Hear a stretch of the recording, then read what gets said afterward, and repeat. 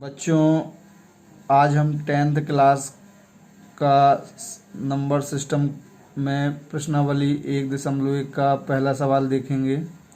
इसमें देखें आप क्वेश्चन क्या बोल रहा है। निम्नलिखित संख्याओं का हाई कॉमन फैक्टर महत्तम समावर्तक ज्ञात करने के लिए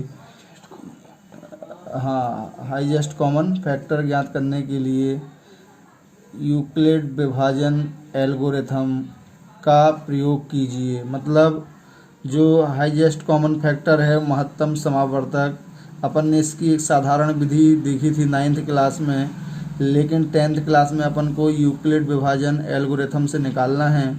और इन तीनों सवालों में एक सवाल आपका बोर्ड में आता है, और अभी इस सत्र में ये पहला सवाल आया भी था और अच्छा सवाल है।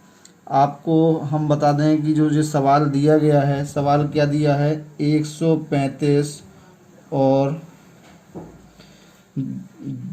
225 का अपन को हाईएस्ट कॉमन फैक्टर निकालना है, और वो भी किस मेथड से निकालना है, यूक्लिड विभाजन एल्गोरिथम से। तो बेटा यूक्लिड विभाजन एल्गोरिथम होती क्या है, यहाँ पे यूक्लिड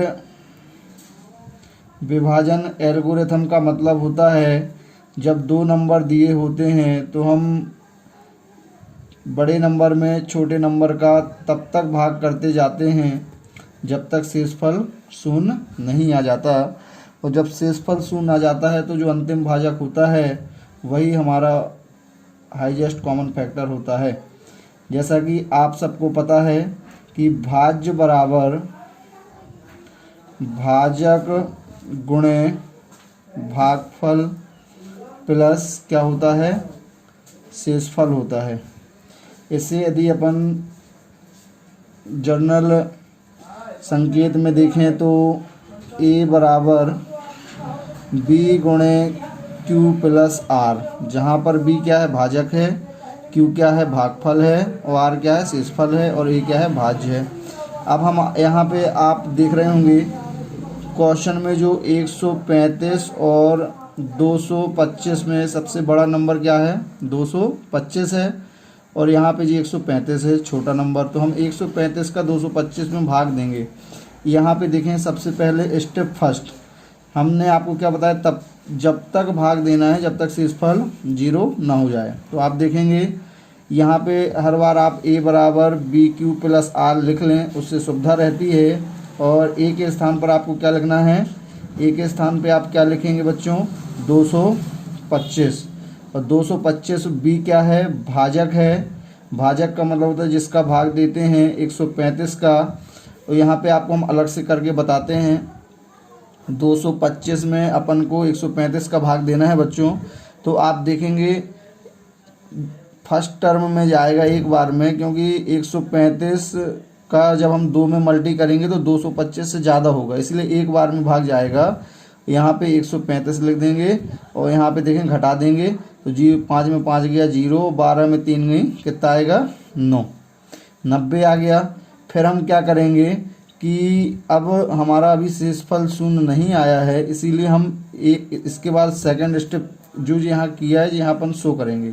135 का भाग दे रहे हैं, कितने बार में गया, एक बार में गया, शेषफल कितना आया 90, है ना। अभी शेषफल 0 नहीं हुआ क्योंकि 90 आया। अब हम सेकंड स्टेप लेंगे, स्टेप सेकंड में फिर वही चीज़ a बराबर बी क्यू प्लस आर।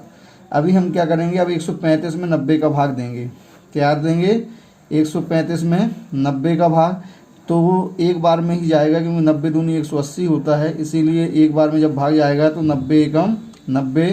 यहाँ पे अपन घटा देंगे बच्चों, देखें 5 आ जाएगा, और यहाँ पे 13 में 9 गई, 13 में 9 गई 4 आ जाएगा। अभी भी शेषफल क्या है, 0 नहीं हुआ अपना, इसीलिए यहाँ पे लिखेंगे अपन 135 बराबर, यहाँ पे भाग दिया 90 से, एक बार में गया बच्चों तो q के स्थान पर 1, b के स्थान पर 90, a के स्थान पर 135, प्लस शेषफल क्या आया बच्चों 45, है ना। अभी आप देख रहे हैं शेषफल 0 नहीं आया, फिर से हम एक बार और स्टेप थर्ड चलेगा, और वही चीज़ a बराबर बी क्यू प्लस आर। यहाँ पे अपन को अब क्या करना है बच्चों, 90 में 45 का भाग देना है। तो आप देखें 2 बार में पूरा पूरा चला जाता है, 45 से कम 45, 45 दूनी 90, ये चला जाएगा। शेष फल क्या आ गया बच्चों? 0 आ गया। मतलब थर्ड स्टेप में पूरा ये क्या हो जाता है? ख़त्म हो जाता है। 90 बराबर 45 गुणे 2 प्लस 0। आपने क्या देखा कि शेषफल 0 प्राप्त हो गया। अब शेषफल 0